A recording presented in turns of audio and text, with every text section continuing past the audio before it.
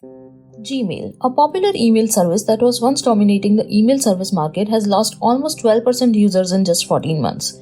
As of November 2022, Gmail's market share has reduced to 23.51% from 35.25% in September 2021. And while it might seem like a not so big number at first, but if we see closely, there are around 4.3 billion email users globally. And with these numbers, Gmail has lost almost 505 million users in just 14 months. And this is a big number for Gmail. These users can be existing Gmail users who left the platform or new users who have just started using the email service. But whoever these users are, the concern is these people are using some other email service and not Gmail. There was a time when people used to believe that email means Gmail, and whether it's for personal use or business, Gmail was the preference. But then what happened? Why is Gmail losing its market share so fast? And what impact does it have on Google? And most importantly, what other email service people are using these days? In this video today, we'll talk about the Gmail story, how Gmail has changed over the years, and why and where users are moving away from Gmail. So, stick around. To understand the current scenario, we have to go back in history when Gmail was launched. When Gmail was launched on April Fool's Day in 2004, it was taken as a joke. And the reason was that when Gmail was launched, it had 1 GB of storage space, which was significantly higher than its competitors like Hotmail and Yahoo. That time, Yahoo was offering 2 MB of storage and Hotmail was offering 5 MB of storage. But Gmail was not a joke. It stayed there to give a hard time to all other email clients. Gmail gained popularity since its launch. It offered many features that made it preferred choice since day one. The main reason for Gmail's popularity was its user interface, which was different from all other email clients, with focus on search and conversation threading of emails. Grouping several messages between 2 or more people onto a single page along with labels provided a more flexible way of organizing emails. Another main feature with Gmail was support for HTTPS. Going forward, Gmail introduced many features for security and spam filtering. Google also increased its storage capacity, and within a year, they doubled the storage to 2 GB in 2005, followed by 4 GB in 2007. Currently, it offers 15 GB of default space, which is free, and after that, there is a paid plan for space up to 2 TB. All these features gave Gmail an edge over its competition. Now, you might ask how Gmail was able to provide this much of storage in 2004-2005. And this brings us to another factor that contributed to Gmail's success. When Gmail was launched, it was not available as a free service to everyone. It was an invite-only service, and that's why there were no issues of scaling.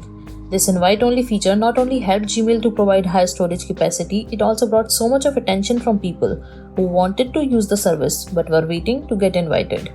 Gmail stayed invite-only for 3 years, and within that time, Gmail fixed the storage concern.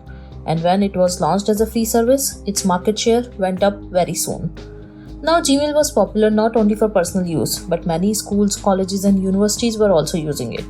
Gmail provided many other services like custom domain names, offline services on Google Chrome, zero downtime, increased capacity with paid subscription, and 24/7 support services. Till this point, the situation was actually good, as Gmail got a big market share and users got an email client with much better features from its competitors. But after some time, things started to change with Gmail. But before moving further, if you've enjoyed the video this far, please smash on the like button, and if you are interested to know more on the business stories, please subscribe to our channel and click on the bell notification so that you never miss a new video from us. Thank you. Now, things started to change after 2010 with Google's forceful adoption. Initially, it was not a big problem for people who were already in the Google's ecosystem, but for new users, it was nothing less than a headache. And the major reason for all these problems was Google+. Many of you might not know about Google+, so let me tell you, Google+ was a social media platform by Google, which was launched to compete with Facebook. And the issue was that instead of creating better features, Google was trying to force people to use Google+.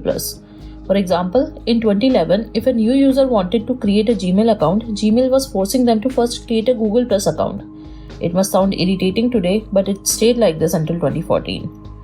But this forceful adoption didn't stop here. In 2013, Google introduced a new policy that if you want to comment on any YouTube video, you should have a Google+ account. Of course, people didn't like it. In fact, YouTube's co-founder Javed Karim also posted against the policy. But it still stayed like this until 2015. Now, Google+ doesn't exist anymore. So the source for forceful adoption is changed from Google+ to Gmail.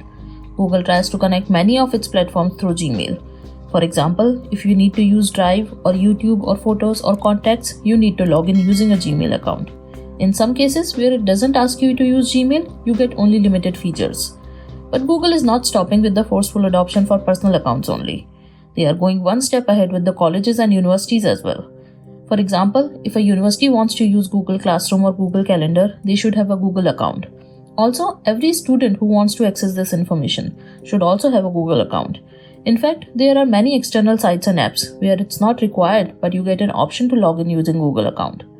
Google claims that it's convenient for users to have their accounts linked. And though we are not sure if it's true, but we are definitely sure that it strengthens the Google's monopoly. And it's no secret that Google scans its users' email and uses the content to serve up the ads, which may or may not be relevant to you. Gmail, because of its features, high storage and forceful adoption, has become the biggest email client. But now, this dominance is fading. And to start with, the main differentiator for Gmail when it started was the storage. But to end the storage dominance, Microsoft has started to give 15 GB storage only for email, plus 5 GB for OneDrive. Second differentiator from Gmail was its UI. Again, it is not appreciated much now as many others have better or similar UI. Though, Gmail in competition with Microsoft created the Microsoft Office products like Google Docs, Slides, Spreadsheets, and is trying to target the universities and corporations with this, tying up in its G Suite. But frankly, for institutions and corporations, Microsoft has been a trusted partner for many years. Plus, Microsoft Azure has played a big role there with the automatic sync on Azure, and that's why most corporations still use Microsoft Outlook instead of Gmail. Now, the third and the most important of all the reasons to end the dominance of Gmail is Apple's Mail Privacy Protection Program. From the last few years, people were already tired of the data leaks from companies like Facebook and Google. So when this protection program came from Apple, people at least had one option to save their data, as it can save you from exposing your IP and tracing your email activity. And people are appreciating this, and it's very evident from the data itself. In September 2021, Apple Mail's market share was 50%, which increased to 65% by November 2022. And as more and more people are getting aware of this, this number can increase more in the future. Well, with all this analysis and data, it doesn't mean that Gmail is dying. It's gonna stay there. And frankly, we love it. We need Google and all its apps to surf the internet and read articles and of course, watch YouTube videos. But when it comes to privacy, we have alternates. And Apple is dominating that space for now. Apple has figured out its business strategy. They know very well what the end customer wants. And in this world of data, everyone needs data protection. Apple's Ask Not to Track and Privacy Protection program is definitely paying off. But if you see, actually the trend is going towards more secure options for all the apps, not just Apple. For social media, we have BeReal instead of Facebook and Instagram. For messaging, we have Signal instead of WhatsApp and Messenger. So, that's about Gmail today. Let us know what email client you use in the comments below.